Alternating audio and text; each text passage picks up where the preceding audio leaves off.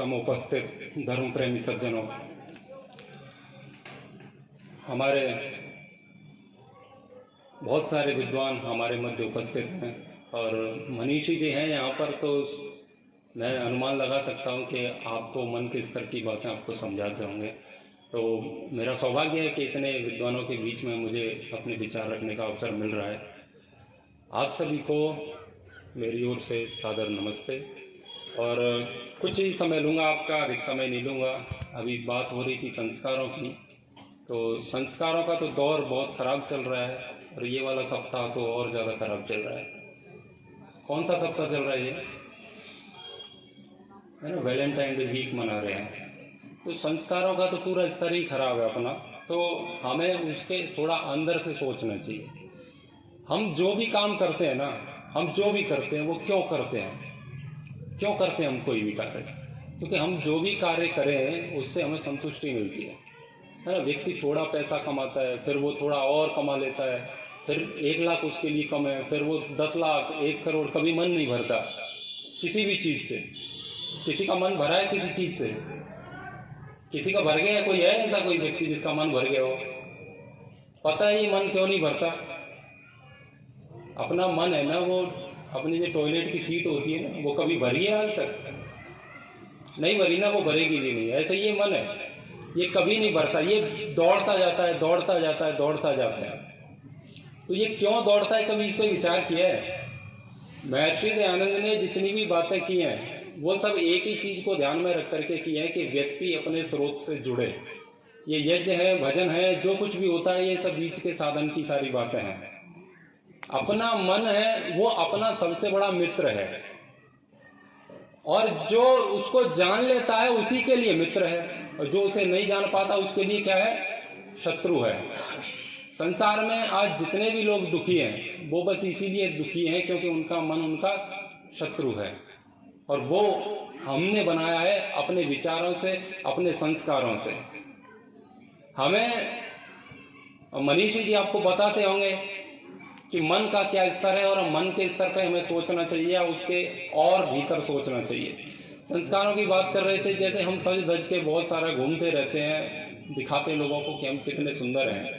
तो किस लिए सजते हैं? क्योंकि हम समझते हैं कि मैं कौन हूँ, तो मैं कौन हूँ? मैं शरीर हूँ, है ना। शरीर को ही तो मैं समझते हैं। हम किसको सजाते हैं? जब हम अपने आप को बहुत अच्छा सजा लेते हैं तो क्या कहते हैं कि मैं कितना सुंदर लग रहा हूँ, है ना। तो जो मैं कौन है? मैं कौन है? अपना शरीर को ही तो मैं समझ रहे हैं। महर्षि दयानंद ने कहा है कि जो शरीर को मैं समझता है, जो मिथ्या ज्ञान में जीता है, वो सदैव दुखी रहेगा। तो हमें अपने मूल स्रोत से जुड़ना है। मूल स्रोत क्या है? मैं कौन हूं? शास्त्र कहते हैं कि असंगोयम पुरुष इति, है ना, योग दर्शन में। और उपनिषद कहता है असंगो ही अयम पुरुष। जो पुरुष कहते हैं आत्मा को, जो आत्मा है वो इस शरीर से भी भिन्न है। आप में से कितने लोग हैं जो यहाँ पर आर्य समाजी हैं? कितने लोग हैं? एक बार हाथ उठाओ। काफी लोग आर्य समाजी हैं। कोई पौराणिक है? पौराणिक नहीं है। कोई व्यक्ति ऐसा है जो नया आया हो कार्यक्रम में, आर्य समाज के कार्यक्रम में? पहली बार। एक सज्जन आए हैं, ये भी बहन जी भी। 2-4 लोग पहली बार आए हैं। तो ये सारी बातें हम सुनते रहते हैं। ये अपने मूल स्रोत से जोड़ने के लिए ये सारी बातें, ये तो एक साधन के रूप में है। तो सीधी सी बात है, हम कहते हैं कि हम आर्य समाजी हैं, हम पौराणिक हैं, हम भारतीय हैं, हम संघी हैं। तो ये चीजें बाहर की पहचान के लिए तो अच्छी हैं, लेकिन जब इसके अस्तित्व को मैं मानने लगते हैं, हम कहते हैं कि मैं ही ये हूं, तो फिर हमारा दुख का जो कारण है वो सबसे प्रबल बन जाता है। वास्तव में हम जो हैं वो न तो मैं शरीर हूं। जो शरीर है ये कौन है? जो मिट जाता है ना, वो मैं नहीं है। शरीर मिटता है कि नहीं है? ये जल जाता है। कितना भी सजा लो इसे, ये एक समय ऐसा आएगा जब इसको जलना पड़ेगा। तो जो चीज नष्ट हो गई वो मैं नहीं हूं, यानी कि मैं कोई और है ना।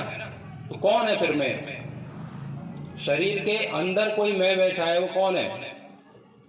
हम किसके लिए कमाते रहते हैं? ये जब तक हम आत्मा के स्तर पर कोई भी बात नहीं सोचेंगे तब तक हमारे जीवन का कोई समाधान नहीं निकलेगा और कभी भी नहीं निकलेगा। हमें अपने स्रोत से जुड़ना है, ये सबसे बड़ी मुख्य बात है। ये ऊपर ऊपर की बातों से हमें धर्म का अर्थ है ना, धर्म का अर्थ मनोरंजन बिल्कुल नहीं है। बहुत गहराई से सोचना पड़ेगा तब हमारे दुखों की निवृत्ति होती है। तो जो मैं है वो आत्मा को कहा गया है। मैं जो यानी कि अब हम इतने मिथ्या ज्ञान में, इतने मोह में फंसे हुए हैं कि किसी भी चीज को मैं कहने लग जाते हैं, ये मैं हूं। और जब मैं अपने शरीर को, अपनी बुद्धि को, अपने मन को भी जब मैं कहते हैं तो हम हमेशा दुखी रहते हैं। तो असंगो एवं पुरुष इति, जो शरीर है, जो मन है, ये आत्मा सबसे पृथक है। तो वास्तव में न तो हम पौराणिक है, न कोई संघी है, न आर्य समाजी है, न भारतीय है, न विदेशी है। आत्मा स्वयं में कुछ, स्वयं का ही अस्तित्व उसका कोई टैग नहीं लगा है किसी भी प्रकार का। और हमारे जो झगड़े होते हैं ना आपस में एक दूसरे को, बस होते ही इसीलिए क्योंकि हम ऊपर के स्तर से आकलन कर रहे हैं लोगों का कि ये ऐसा व्यक्ति है, वो वैसा व्यक्ति है। ये सारी की सारी मिथ्या धारणा है और ये धारणा जब तक नहीं टूटेगी तब तक दुखों की निवृत्ति नहीं हो सकती। तीनों प्रकार के दुखों की निवृत्ति तब हो जाती है। वो होती कब है? वो जब मोक्ष हमें प्राप्त होता है। तो वो ही हमारे जीवन का उद्देश्य है। हम आए क्यों यहाँ पर इस संसार में? ये प्रवचन सुनने के लिए आए थे या मैं प्रवचन देने के लिए आया था? क्यों आए थे इस संसार में हम? भगवान ने क्या इसीलिए भेजा था हमें संसार में कि जाओ और यहाँ पर पैसा कमाओ या बिल्डिंग बनाओ? किस लिए भेजा था हमें? हमारे जो पूर्व जन्म के जो कर्म हैं और वो संस्कार हैं वो हमें बाधित करते रहते हैं और उससे हम बार बार जन्म लेते रहते हैं। हमें परमात्मा तक पहुंचना है, वो हमारे जीवन का मुख्य उद्देश्य है। हमारा हाल क्या है कि किसी के पिताजी ने अपने बेटे को एक गाड़ी दे दी और उनको कहा कि तुम दुकान पर जाओ और वहां से कुछ भी सामान खरीद करके लाओ। तो उस बेटे को क्या करना चाहिए? क्या करना चाहिए? उसको गाड़ी दे दी तो उसे सामान लेकर के लौटना चाहिए कि नहीं लौटना चाहिए? मुख्य उद्देश्य क्या है? लेकिन वो क्या रहा है कि बेटा गया, गाड़ी का शौक है, गाड़ी बहुत बढ़िया है, तो गाड़ी को सजाता रहा, उसमें पेट्रोल भराता रहा और पूरे बाजार में घूमता रहा, लेकिन दुकान तक जाना था, पिताजी ने भेजा था, वहां नहीं गया। तो जब वो वहां नहीं पहुंचा तो वो कितना भी घूम ले, उसकी जो गाड़ी है उसका कोई उद्देश्य पूर्ण हुआ कि नहीं हुआ? कोई नहीं हुआ ना। पेट्रोल थी वो भी जला दी, गाड़ी का इंजन भी खराब होगा, थोड़ा था, टायर भी घिसेंगे, लेकिन उसका प्रयोजन क्या था? प्रयोजन तो ये था ना, पिताजी ने कहा था कि चले जाओ बाजार से सब्जी ले आओ। तो जब तक वो सब्जी लेकर के नहीं लौटा और बीच में ही घूमता रहा तो वो चाहे कितने ही किलोमीटर की यात्रा क्यों ना कर ले, उसकी गाड़ी जो उसके पिताजी ने उसको दी उसका लाभ उसने बिल्कुल नहीं उठाया। तो ये जो गाड़ी है इसका यदि हम सदुपयोग कर लेते हैं तो इससे भी अच्छा जीवन हमें मिलेगा, इससे भी अच्छा लोक हमें प्राप्त हो सकता है। यहां से हम परेशान है कि नहीं है? हम कहते हैं विदेश जाएंगे, भारत से परेशान हो गए ना काफी सारे लोग जो इंग्लिश मीडियम से पढ़ जाते हैं, वो तो सपने ही देखते हैं विदेश जाने के। क्यों? क्योंकि वो यहाँ पर देख रहे हैं कि यहाँ पर बहुत सारी समस्याएं हैं। तो हम ऐसे भंवर में फंसे हुए हैं। ऐसा नहीं है कि विदेश में जाकर के बहुत सारी वहां पर वो चीजें होंगी। ये तो पूरा विश्व अधर्म की चपेट में आ चुका है और बहुत ही प्रचंड वेग से अधर्म अपने पैर पसार रहा है और हम उस बात को समझने का बिल्कुल प्रयास नहीं कर रहे हैं। तो यही हमारा खेल है। फिर हम अपने आप को नहीं समझते, अपने स्वरूप को नहीं समझते, तो फिर क्या करते हैं? अभी भाई साहब बता रहे थे कि एक व्यक्ति अभी पिछले कल ही किले से कूद गया और वो जान दे दी उसने, है ना? ये घटना घटी कल। हाँ, तो हो क्या रहा है? ये क्यों हो रहा है? ये अपने मूल स्रोत से न जुड़ने का ही कारण है। व्यक्ति जब आत्महत्या करता है तो वो क्यों करता है? वो सोचता है कि मैं सारे दुखों से छूट जाऊंगा, ऐसा ही तो सोचता है। तो क्या मरने के बाद नया जन्म नहीं होता? होता है ना। तो फिर कैसे छूट गए वो? कहीं नहीं छूटा ना। वही दुख उसे फिर मिलेंगे और उससे ज्यादा मिलेंगे। जो लोग सोचते हैं ना कि गले में डाल लो कुछ भी और खत्म कर लो तो बहुत फिर सुख मिलेगा, ऐसा नहीं है। ये बिल्कुल ऐसा ही है कि पिताजी ने किसी को गाड़ी दी और उसने गाड़ी ठोक दी, BMW कार दे दी। अब बच्चे को चलाना नहीं आता, उसने ठोक दी, तो करोड़ों की कार उसने, उसका क्या बना दिया? उसने कबाड़ा कर दिया। तो दोबारा पिताजी उसे क्या देंगे? दोबारा देंगे उसे वो कार? नहीं देंगे ना। वो क्या देंगे? साइकिल देंगे उसको कि तेरे से नहीं चलेगी, तू साइकिल चला। तो जो लोग सोचते हैं कि आत्महत्या से हम सुख को प्राप्त कर लेंगे, इन दुखों से बच जाएंगे, तो भी ऐसा नहीं है। दोबारा से हमें वही खटारा कार मिलेगी जहां पर बुद्धि भी नहीं है ऐसी, जहां पर ऐसे विचार भी नहीं है। ये आपका सौभाग्य कि ऐसा मंच मिला आपको और ऐसा प्रांगण है, ये यज्ञ के मंत्र आप सुन रहे हैं, यहाँ पर बहुत बड़े विद्वान आए हुए हैं, ये आपके सौभाग्य की बात है। नहीं तो इससे भी बेकार चीज है। जहां पर जैसे मान लीजिए कोई पाकिस्तान में जन्म हो गया, उसको पता है वेद क्या है। यहाँ पर भी अपने मध्य प्रदेश में आदिवासी क्षेत्र है, वहां पर पता है कि वेद क्या है, दर्शन क्या है, उपनिषद क्या है, कुछ पता है। तो हमारे कुछ पुण्य कर्म होंगे, उनके कारण हमें ऐसा जन्म मिला। तो हम इसको मनोरंजन में न बिताएं, हम इसको मनोरंजन में ना बिताएं। ये बहुत बड़ा मजाक कर रहे हैं हम अपने साथ। इंद्रियों की गुलामी को बहुत बड़े उससे प्रस्तुत करते हैं कि देखो हमारे पास इतना धन है, इतना सब कुछ है, लेकिन जिसके लिए हमारा जन्म हुआ वो हम बिल्कुल समझ ही नहीं रहे हैं। स्वामी सत्यवती जी परिव्राजक जी का अभी निधन हुआ है। उनका पूरा जीवन ईश्वर के प्रणिधान में ही निकल गया। ईश्वर प्रणिधान में ही रहते थे, वो तत्पर रहते थे 24 घंटे। तो हमें हमेशा परमात्मा की ओर जाने के साधन खोजने चाहिए, ना कि इस संसार की ओर जाने के। तो जो जीवन रूपी जो गाड़ी हमें मिली है, इसका पूरा का पूरा हम सदुपयोग करें और परमात्मा ने जिसके लिए हमें भेजा है उस कार्य को हम बहुत ही अच्छे ढंग से करें। ये संसार तो चलता रहेगा, हम यहाँ से जितनी जल्दी निकल लें तो अच्छा है, क्योंकि ये संसार रहने के लिए परमात्मा ने उन लोगों के लिए बनाया है जिनको ये संसार प्रिय है और ये दुख प्रिय है। तो जीवन के जो तीनों प्रकार के दुखों की निवृत्ति चाहते हैं, वो जीवन में कभी भी अपने शरीर को मैं, अपनी बुद्धि को, अपने पैसे को, अपने बेटे को मैं कभी न समझे। ये सब मिथ्या ज्ञान है और इसमें जो फंस जाता है वो जीवन में दुखी ही रहता है। आप में से कोई व्यक्ति ऐसा है जो कह सके कि मैं सुखी हूं पूरा? कोई है? अच्छा, आप में से मैं यदि ये पूछ लूंगा तुम में से दुखी कितने हैं? कितने लोग दुखी है? ईमानदारी से बताओ, हाथ खड़ा करो। दुखी लोग हैं वो 2 ही लोग दुखी हैं यहाँ पे। देखो कितने धार्मिक मनीषी थी। देखो मतलब मन पे व्यक्ति इतना चिंतन करता है, इतना स्वाध्याय करता है, ध्यान करता है, तब भी जाके वो सुखी नहीं होता, क्योंकि ये संसार है वो पूरा कर्म के निमित्त के कारण यहाँ दुख ही दुख है। और ये पता नहीं कौन से ग्रह से आए प्राणी है, ये अभी बताओ पूरे सुखी सुखी बैठे हैं। हाँ, मतलब ही नहीं होता है ये। अच्छा, आप यहाँ क्यों आए हो? आप यहाँ क्यों आए हो? यहाँ कार्यक्रम में आज क्यों आए? मन को सुखी करने के लिए आए, यानी कि इससे पहले दुखी थे। दुखी थे ना ये कह रहे हमारे समाज में आ गए हम सुखी थे। मतलब ही नहीं होता। संसार का कोई भी ऐसा व्यक्ति नहीं है जो घोषणा कर सके। वो वही कर सकते हैं जो ईश्वर की सन्निधि में रहते हैं और त्रिविध दुखों की अत्यंत निवृत्ति हो जाती है ना, वही हमारे जीवन का अत्यंत पुरुषार्थ है। ये बस ऐसे ही है। जब कोई व्यक्ति मैंने देखा है, वो आप देखो कार्यक्रमों में जैसे बहुत अच्छे से सज धज के पति और पत्नी आते हैं, कहीं भी कार्यक्रम होता है तो वो कितने बहुत अच्छे से आते हैं, बहुत बढ़िया प्रेम से बात करते हैं। गार्डन में भोजन करें तब देखो उनको, है ना।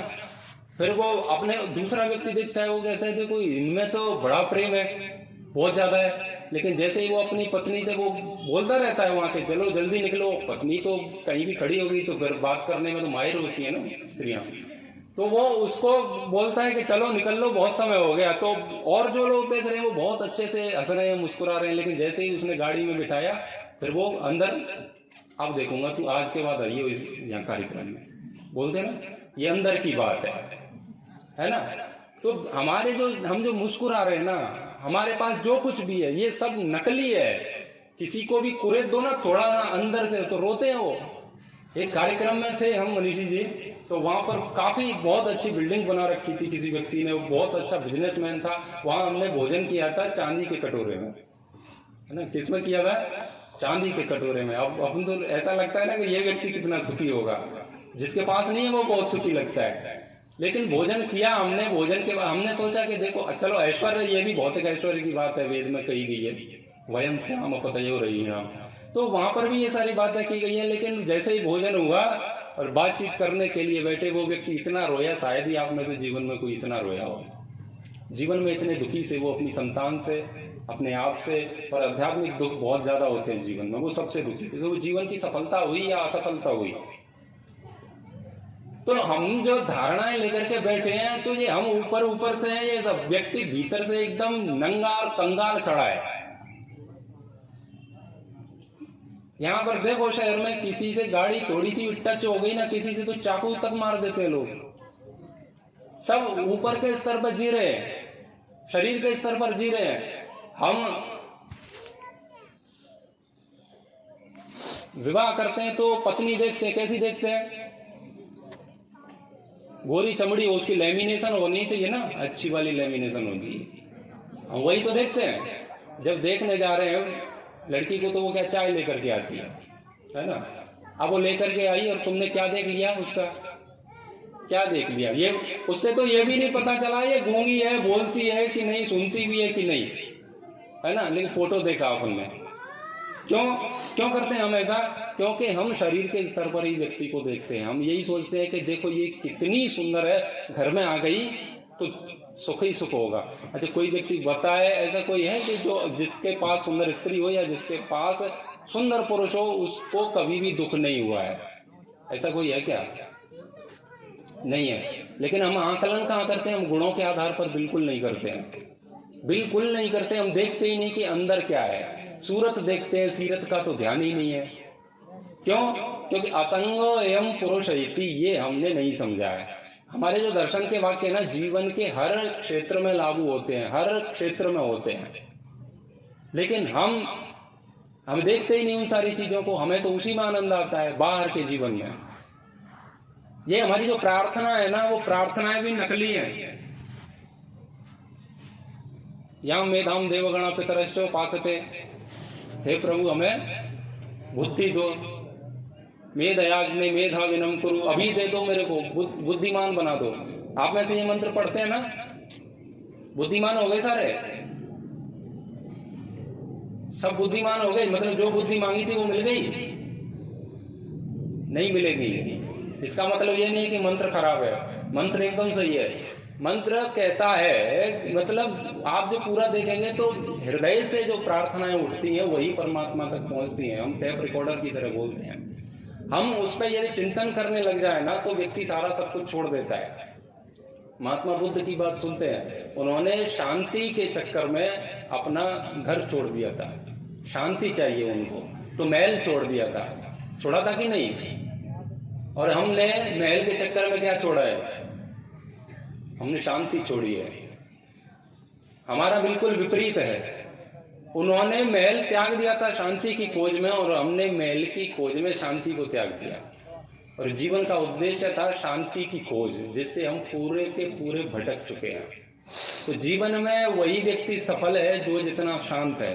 ये भौतिक ऐश्वर्य बाहर की एक चमक दमक है। हिरण्मयेन पात्रेण सत्यस्य अपहितं मुखम, ये संसार है वो सब कुछ ऊपर से चमक रहा है, ऐसे ही है। सत्य का मुख है ना, वो चमकीली वस्तुओं से ढका हुआ है। हम कहते हैं उसके घर में एसी लगी है तो वो बड़ा सुखी व्यक्ति है, ऐसा मानते हैं ना? मानते हैं कि नहीं मानते? मानते हैं। लेकिन एसी क्या करता है? सत्र आदरणीय कह रहे हैं कि एसी ऐसी की तैसी करता है। वो करता है शरीर की। सही कह रहे हैं, बिल्कुल है। दूसरी बात, आपने कभी इस विषय में विचार किया है कि एसी मतलब जो घर में लगी है तो उसमें कितना टेम्परेचर होता है? कर लेते हैं 16, 18, 20 इतना ही तो रखते हैं ना। तो एसी में बड़ा सुख है, ऐसा सोचते हैं। तो 16 डिग्री टेम्परेचर में यदि सुख होता तो अभी कितना डिग्री टेम्परेचर है? अभी धूप हो रही है, ज्यादा होगा नहीं। सर्दियों में तो एसी पूरे संसार में लगा देता है ना परमात्मा। तो सारा संसार सुखी होना चाहिए था कि नहीं होना चाहिए था? इसका मतलब क्या है? इसका मतलब एसी में सुख नहीं है। वो बस उसका सुख है कि मेरे घर में एसी है और बगल वाला देखो पसीना पसीना हो रहा है, उसके पसीने का सुख है हमें। अपने एसी का सुख थोड़ा ही होता है। अपनी जो बिल्डिंग बनी है बहुत अच्छी बनी है, अपना घर 2 मंजिल बना रखा है अपन ने, बहुत अच्छे से रह रहे थे उसमें। क्यों? क्योंकि आसपास में झोपड़पट्टी थी।